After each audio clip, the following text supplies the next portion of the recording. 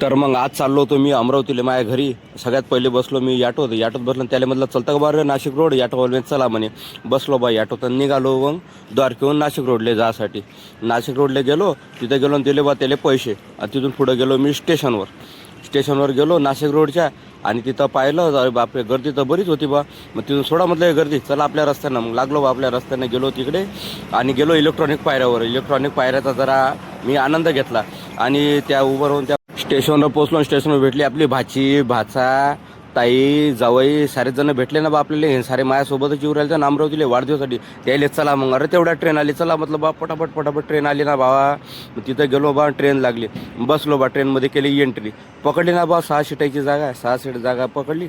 बस तेवढा तर ह्या गाडी आला आणि ह्या गाडीनं बा ट्रेनच्या खाली सापसं करून दिले ना बा. मग याले 10 रुपये याचे. मग बडलो बा आम्ही गोष्टी कसं आहे. आणि तेवढ्याच चालू झाली बा आमची ट्रेन. लागली बा रस्त्याने ट्रेन चालून. आमच्या मनात काय बा येता बा अरे बा निघालो ना मी अमरावतीला. आता आपल्याला तर जावं लागते घरी.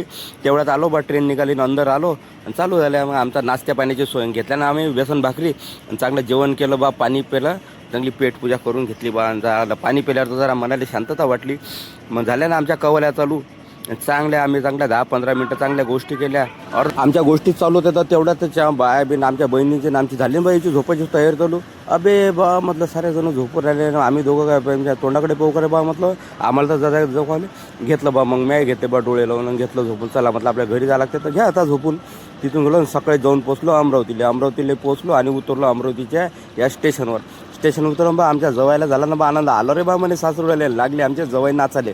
आलो बा अमरावतीला. झालं आमचं मन खुश झालं आपलं टार्गेट पूर्ण.